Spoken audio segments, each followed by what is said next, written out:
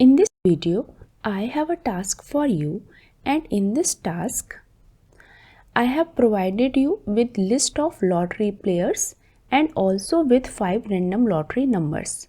Find out the players with most correct numbers and print out their winning and name.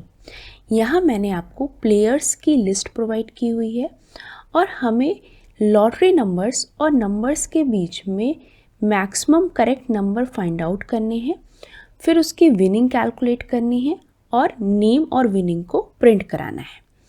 Winning calculate करने के लिए हम इस फॉर्मूले का यूज़ करेंगे और हम ये एज्यूम करते हैं कि यहाँ पर एक ही विनर होगा। तो स्टार्ट करते हैं इसे। सबसे पहले हम इसे कॉपी कर लेते हैं और पेस्ट करते हैं।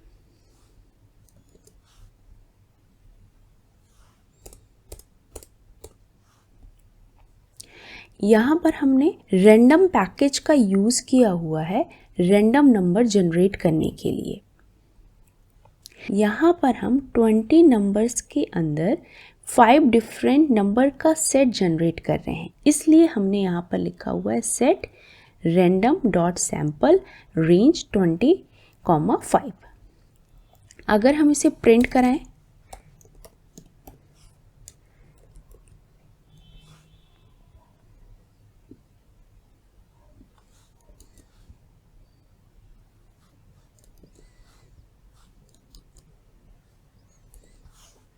तो हमें कुछ ऐसा 5 डिफरेंट नंबर्स का सेट मिलेगा।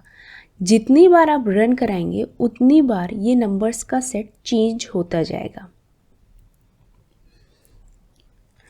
अगेन हम रन करा के देखते हैं तो ये देखिए, इस बार फिर से कुछ डिफरेंट सेट जनरेट हुआ। नाउ इसके बाद हम इस प्लेयर की लिस्ट को कॉपी कर लेते हैं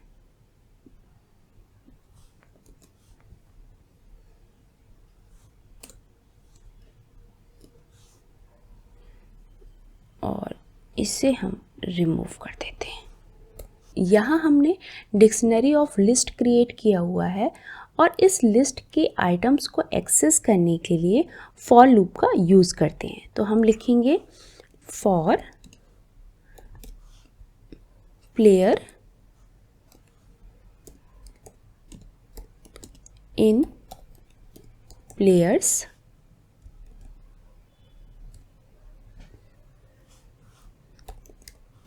प्रिंट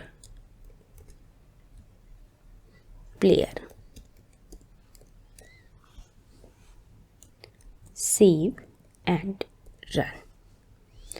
ये देखिए, यहाँ हमने अपनी डिक्शनरी को प्रिंट कर दिया है। अगर हमें नंबर्स प्रिंट कराने हैं तो हम क्या लिखेंगे,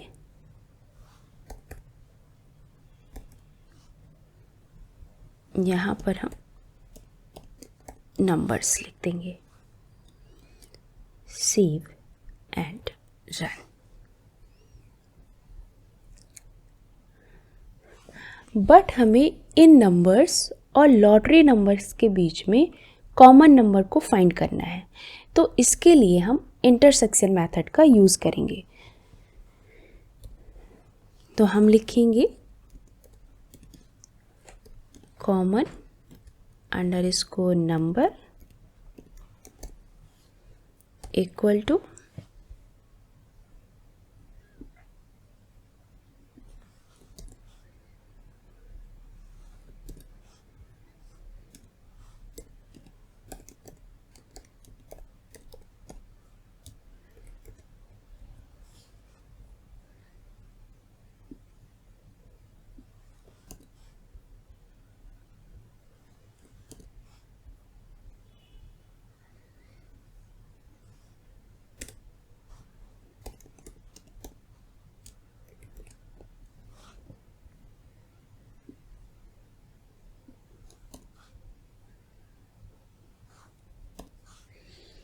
इसे हम रिमूव कर देते हैं,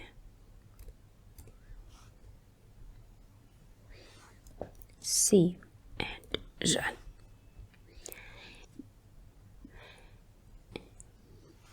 ये हमने यहाँ पर कॉमन नंबर्स फाइंड कर लिए हैं। लेकिन हमें यहाँ पर कॉमन नंबर नहीं, इनकी लेंथ फाइंड आउट करनी है, क्योंकि विनिंग कैलकुलेट करने के लिए हमें कॉमन नंबर की लेंथ चाहिए। तो हम यहाँ पर लेन फंक्शन का यूज़ करेंगे।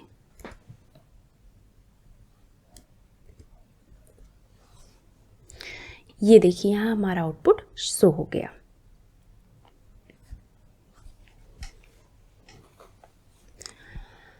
बट हमें यहाँ पर विनर का नेम भी प्रिंट कराना है और विनिंग भी कैलकुलेट करनी है। तो हम एज्यूम करेंगे कि फर्स्ट प्लेयर हमारा विनिंग प्लेयर है, जिसके नंबर सबसे ज़्यादा मैच कर रहे हैं लॉटरी नंबर से, या हम कहें जिसके नंबर सबसे ज़्यादा कॉमन है लॉटरी नंबर से। तो यहाँ पर हम विनिंग प्लेयर नाम का एक वेरिएबल बनाते हैं और उसकी वैल्यू दे देते हैं हम प्लेयर्स 0। अगर हमने ऐसा लिखा और हम विनिंग प्लेयर को प्रिंट कराएंगे तो हमें आउटपुट में ये वैल्यू मिलेगी। तो इसे हम प्रिंट करा के देख लेते हैं। Print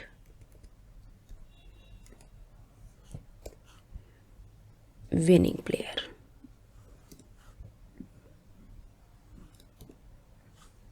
save and run.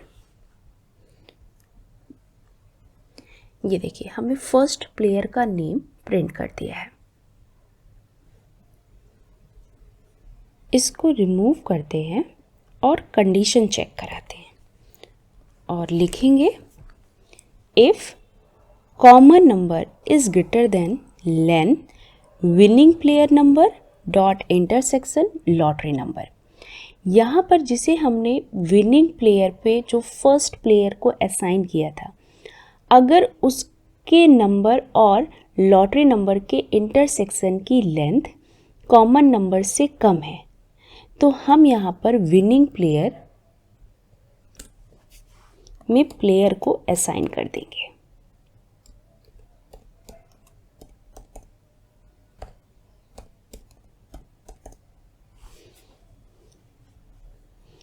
और अगर कंडीशन फॉल्स है तो हमारे विनिंग प्लेयर में ही जो हमने फर्स्ट नेम असाइन किया था वही रहेगा। अब हम विनिंग को कैलकुलेट करते हैं। विनिंग को कैलकुलेट करने के लिए हम लिखेंगे विनिंग इक्वल टू 1000 की पावर, इसे हम एज इट इज कॉपी कर लेते हैं।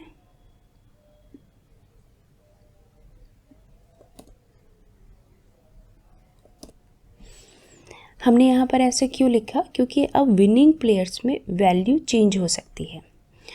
तो जो भी विनिंग प्लेयर्स में वैल्यू आएगी उसके नंबर्स और लॉटरी नंबर के बीच में कॉमन नंबर फाइंड करके उसकी लेंथ फाइंड कर लेंगे और विनिंग को कैलकुलेट कर लेंगे।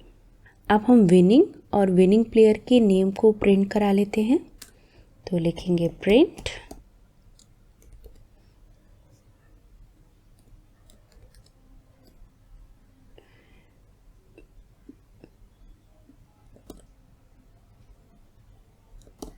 विनिंग प्लेयर में हमें नेम को प्रिंट कराना है। तो हम यहाँ लिखेंगे नेम, क्योंकि नेम के अंदर हमारी वैल्यू है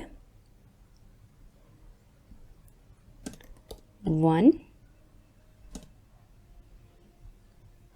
विनिंग।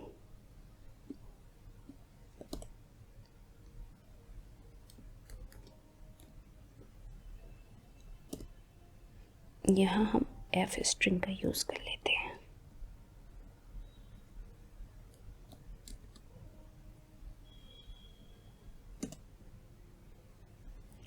Save and run. ये देखिए यहाँ हमारा आउटपुट ये शो हो गया है और यहाँ से हम इसको प्रिंट को रिमूव कर देते हैं